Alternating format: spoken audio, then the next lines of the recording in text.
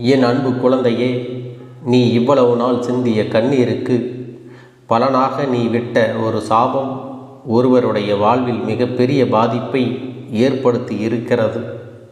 ஏனென்றால் என் அன்பு குழந்தையின் சாபத்தை உன் அப்பன் கருப்பண்ண சாமி இன்று பலிக்கும்படி வைத்திருக்கிறேன். உன் அப்பன் கொடுத்த தண்டனை இதுதான் என்பதை நீ புரிந்து கொள்ள வேண்டும். இது அனைத்துமே உன் கண்ணீருக்கு நான் அந்த இடத்தில் கொடுத்த பதிலடி ஆகும் என்பதை புரிந்து கொள்ள வேண்டும். பதிலடி என்பது அவர்கள் வாழ்க்கையில் மிகப்பெரிய தாக்கத்தை ஏற்படுத்தி இருக்கிறது. இது உனக்கான பதிவாகும் என் அன்பு குழந்தையே. உனக்கு வாழ்வில் மிகப்பெரிய துயரத்தை எல்லாம் கொடுத்த நபர்களுக்கு நான் கொடுக்கும் பதிலடி என்பதை நீ மறந்து விடாதே. அதனால் என் வாக்கினை முழுவதுமாக கேட்டு நீ கூடிய விரைவில் ஒரு நல்ல முடிவை எடுக்க வேண்டும். அதனால்தான் உன் அப்பன் உன்னோடு பேச வந்திருக்கின்றேன். நீயும் இதை கேட்டுக்கொண்டிருக்கிறாய். உன் அப்பன் சொல்லும் விஷயத்தை தைரியமாக நீ கேட்க வேண்டும். என் அன்பு குழந்தையே, உன் வாழ்க்கையில் பிரச்சனைகளை முடித்து நான் அதனை இல்லாமல் செய்து விடுவேன் என்பதை நீ மறந்து விடாதே. இதை மட்டுமல்ல, எல்லா நல்ல விஷயத்தையும் நான் உனக்கு செய்து கொடுப்பேன். உன் வாழ்க்கையில் மாற்றத்தை கொண்டு வருவேன். உன்னுடைய வீட்டில் மங்களகரமான விஷயங்களை செய்து கொடுப்பேன். உன் வாழ்க்கையில் நீ கண்ணீரையே பார்க்க மாட்டாய். இதுபோன்று உனக்காக எல்லா விஷயங்களையும் உன் அப்பன் கருப்பண்ண சுவாமி நான் செய்து கொடுக்கப் போகிறேன். ஆனால் சில நேரங்களில் பொய்யான வார்த்தைகளை பேசி சில உறவுகள் உன்னை நம்ப வைத்து ஒரு நாடகத்தை நடத்தியது.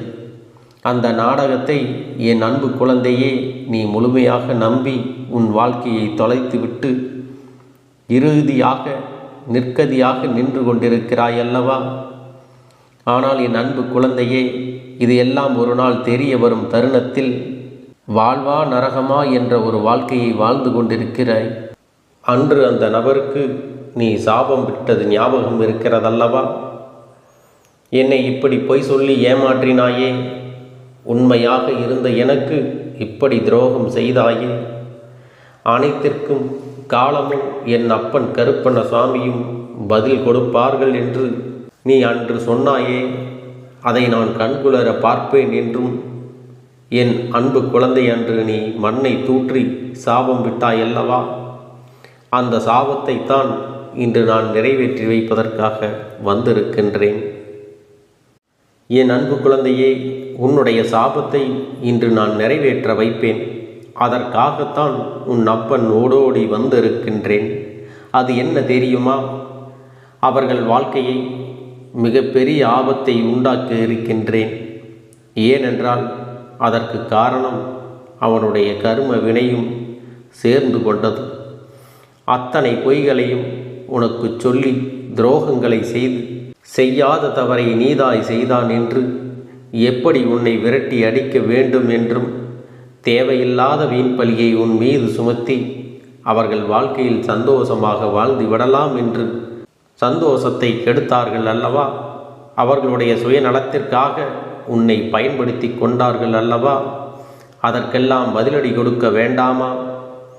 உன்னுடைய மனம் எவ்வளவு வருந்தியது, எவ்வளவு வேதனைப்பட்டது. நீ சிந்திய கண்ணீர் துளிகள் எல்லாம் அவர்களுக்கு தக்க தண்டையை கொடுக்கப் போகிறது.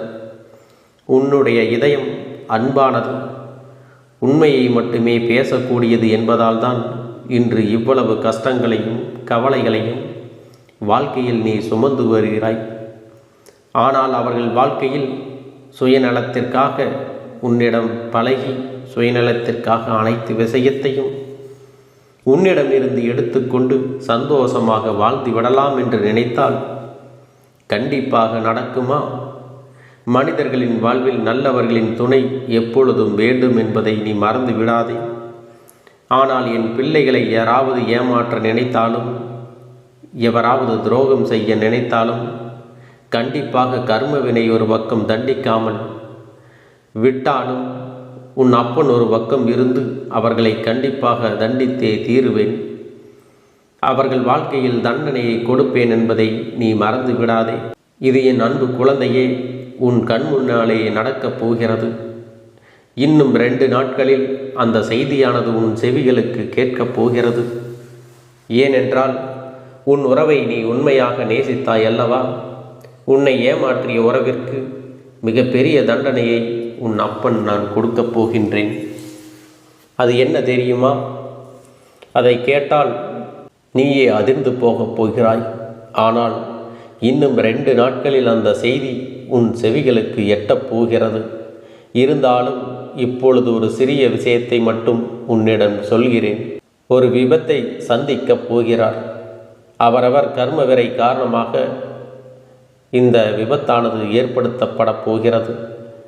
வாழ்க்கையில் நரகம் என்றால் என்ன என்று இப்பொழுது அவர்களுக்கு புரியப் போகிறது. அவர்கள் எப்படி என் அன்பு குழந்தையே உன்னை வெறுப்பினை தூண்டும் விதமாக பேசினார்களோ அதற்கெல்லாம் அவர்கள் அனுபவிக்க வேண்டுமல்லவா? ஒவ்வொரு தருணத்திலும் என்னுடைய அன்பு குழந்தையின் கண்ணீரையும் கவலையையும் துன்பத்தையும் துயரத்தையும் அதிகரித்துவிட்டு நாம் சந்தோஷமாக வாழ்ந்து விடலாம் என்று நினைத்தால் வாழ்ந்துவிட முடியுமா? இல்லை, வாழத்தான் உன் அப்பன் விட்டு விடுவேனா? நீ தைரியமாக இருக்க வேண்டும். என் அன்பு பிள்ளையே, உண்மையானது ஜெயிக்க சிறிது காலம்தான் எடுத்துக்கொள்ளும். ஆசையும் உண்மையும் இருக்கும் பட்சத்தில் உண்மைதான் எப்பொழுதும் ஜெயிக்கும். உன்னுடைய அன்பானது புரிந்து கொள்வதற்கு அதை பெறுவதற்கும் அவர்களுக்கு தகுதியே கிடையாது. ஆனால் இப்பொழுது நீ சரியான முடிவினை எடுக்க வேண்டும். ஏனென்றால் சில ஜென்மங்கள் வாழ்க்கையில் திருந்தாது. ஆனால் என் அன்பு குழந்தைக்கு நல்ல எதிர்காலம் இருக்கின்றது. அவர்கள் இனிமேல் உனக்கு வேண்டாம். உன் சாபத்தை பெற்றவர்கள் வாழ்க்கையில் முன்னேற முடியாது. ஏனென்றால் அவர்கள் எண்ணம் போலதான் அவர்களுக்கு வாழ்க்கையின் அனைத்து மாற்றங்களும் நடக்கப் போகிறது. அவர்கள் இனிமேல் சந்தோஷமாக உன்னை வாழ வைப்பார்கள் என்று நினைத்து கொண்டிருக்காதே. சில நேரங்களில் ஏமாற்றும் மனிதர்களும் துரோகம் செய்யும் மனிதர்களும் கண்டிப்பாக குழந்தையின் மனத்தையும் எண்ணத்தையும் மாற்றிக்கொள்ள முடியும். ஆனால் அவர்களோ மிகவும் சுயநலம் மிகுந்த மனிதர்களாக மாறிவிட்டார்கள். காலத்திற்கேற்ப மனிதர்களுக்கு சுயநலம் எப்படி வருகிறதோ அதுபோலத்தான் இவர்களுடைய நிறத்தையும் குணத்தையும் மனத்தையும் மாற்றிக்கொண்டே இருக்கிறார்கள்.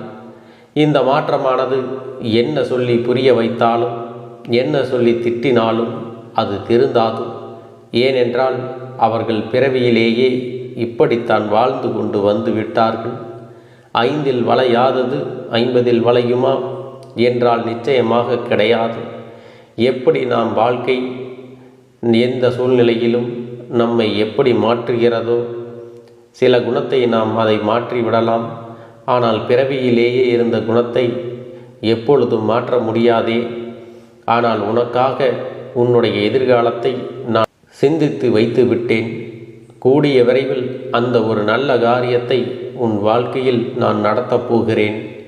இதை கேட்டு நீ அழுகக்கூடாது, தைரியமாக இருக்க வேண்டும். ஏனென்றால் இந்த கஷ்டமான தருணத்தில் கூட உன் அப்பன் உன்னுடன் இருந்து உனக்கு உதவி செய்து கொண்டுதான் இருக்கின்றேன். இந்த உலகத்தில் உனக்கு உதவுவதற்கு எவரும் இல்லை. உனக்கு உறுதுணையாக எவரும் இல்லை. யாருமே இல்லை என்று மனம் வருந்தி விட்டு விடாதே. உனக்காக உதவவும் உனக்காக கொடுக்கவும் உனக்காக வாழ்க்கையில் நீ விட்ட கண்ணீருக்கு நீ விட்ட அனைத்து தனிப்பட்ட விஷயத்திற்காகவும் அனைத்திற்கும் உனக்கு தீர்வு கிடைக்கப் போகிறது. உன் தாயானவள் அதை பொறுப்பேற்று கொள்ளப் போகிறேன். என் தங்கமே, என் வார்த்தைகள் மீது உனக்கு நம்பிக்கை உண்டு. உன் கடமைகளை செய்து வர வேண்டும். எப்பொழுதும் எதையும் மற்றவர்களிடமிருந்து எதிர்பார்க்காது. நாம் சந்தோஷமாக இருப்போம். மற்றவர்கள் சந்தோஷம் கொடுத்தால்தான் நம் வாழ்க்கை சந்தோஷமாக மாறும் என்று நினைத்து விடாதே. நம்முடைய சந்தோஷம் நம் கரங்களிலே இருக்கிறது, நம் எண்ணத்திலே இருக்கிறது, நாம் சிந்திக்கும் செயல்களில் இருக்கிறதே தவிர அடுத்தவரிடம் நம் சந்தோஷம் இல்லை என்பதே முற்றிலும் உண்மை என்பதை புரிந்து கொள்ள வேண்டும். அதை முதலில் நீ புரிந்து கொண்டால் நீ அடுத்தவரிடம் எந்த விஷயத்தையும் எதிர்பார்க்க மாட்டாய். எதிர்பார்க்கக்கூடிய விஷயம் சிறுவர்களிடம் மட்டுமே கிடைக்கும் என்றால் எதிர்பார்க்கலாம். ஆனால் என்னுடைய சந்தோஷம் மட்டுமே எனக்கு முக்கியம் என்று நினைப்பவர்களிடம் அவர்களுடைய சந்தோஷத்தை பார்க்கக்கூடிய மனிதரிடம் சென்று உன்னுடைய சந்தோஷத்தை எதிர்பார்க்காமல் அந்த இடத்தில் சந்தோஷத்தை தடை செய்யக்கூடியது. உன்னுடைய சில மனிதர்களிடம் சென்று உன்னுடைய சந்தோஷத்தை எதிர்பார்த்தால் அந்த இடத்தில் ஏமாற்றம் தான் கிடைக்கும். போதும் என்ற அளவுக்கு ஒரு உறவினர் மீது நம்பிக்கை வைத்து அதீத அன்பின் காரணமாக ஏமாந்ததெல்லாம் போதும். இனிமேல் நீ தைரியமாக இருக்க வேண்டும். இனிமேல் உன் வாழ்க்கையில் நீ கண்ணீர் வடிக்கக்கூடாது. தேவையில்லாத சிந்தனைக்கும் நீ இடம் கொடுக்காதே. உனக்கு எது வேண்டுமோ நான் அதை நடத்தி கொடுப்பேன். அதனால் நீ தைரியமாக இருக்க வேண்டும். என் அன்பு பிள்ளையே, உன் வாழ்க்கையில் ஏதேனும் சிக்கல்கள், தடங்கல்கள், உனக்கு தீய விஷயங்கள் நடக்கிறது என்றால் அதற்கு உன் அப்பன் உன் வாழ்க்கையில் நடக்க அனுமதிக்க மாட்டேன் என்பதை நீ பொறுமையாக கவனிக்க வேண்டும். உன்னுடைய வாழ்க்கையில் ஒவ்வொரு தருணத்திலும் நல்ல நல்ல மாற்றங்களை நான் கொண்டு வந்து கொடுக்கப் போகிறேன். ஆனால் அதை நீ புரிந்து கொண்டு பொறுமையாக இருக்க வேண்டும். ஒரு விஷயத்தை நினைத்து அது எப்படி நடக்கும், இப்படி நடக்குமா, அப்படி நடக்குமா, இல்லை நடக்காமலே போய்விடுமா என்று கண்ணீர் வடிக்கிறாய் அல்லவா? இது தேவையில்லாத விஷயத்திற்கு உன்னை ஈடுபட செய்யுமே தவிர ஒரு நாளும் நல்ல விஷயத்திற்கு முன்னேற வைக்காது. என் அன்பு குழந்தையே, நான் சொல்வதை நீ புரிந்து கொள்ள வேண்டும். உன் வாழ்க்கையில் இன்னும் முடியவில்லை, இனிமேல் தான் ஆரம்பிக்கப் போகிறது. அதனால் நீ எடுக்கக்கூடிய விஷயங்கள் அனைத்தும் நம் வாழ்க்கையில் முன்னேற்றத்தை கொடுத்து விடும். வெற்றியை சந்தித்து விடுவோம் என்பதெல்லாம் கிடையாது. சில முடிவுகள் வெற்றியை கொடுக்கும், சில முடிவுகள் அனுபவத்தை கொடுக்கும், சில முடிவுகள் நல்ல பாடத்தையும் நல்ல முடிவுகளையும் கொடுக்கும் என்பதை நீ மறந்து விடாதே. எப்பொழுதும் முதலில் எடுத்த முடிவானது ஒரு நல்ல அனுபவம், நல்ல பாடத்தை கற்றுக் கொடுக்கக்கூடியது. இனிமேல் நீ எடுக்கக்கூடிய ஒவ்வொரு முடிவையும் நல்ல விஷயத்தையும் நல்ல பாடத்தையும் தான் உனக்கு கற்றுக் கொடுக்கும் என்பதை நீ நினைவில் வைத்து கொள்ள வேண்டும். என் அன்பு பிள்ளையே, உன் கருப்பண்ண சுவாமியின் ஆசிர்வாதங்களும் அன்பும் துணையும் என்றென்றைக்கும் உனக்கு முழுமையாக கிடைத்து கொண்டே இருக்கும்.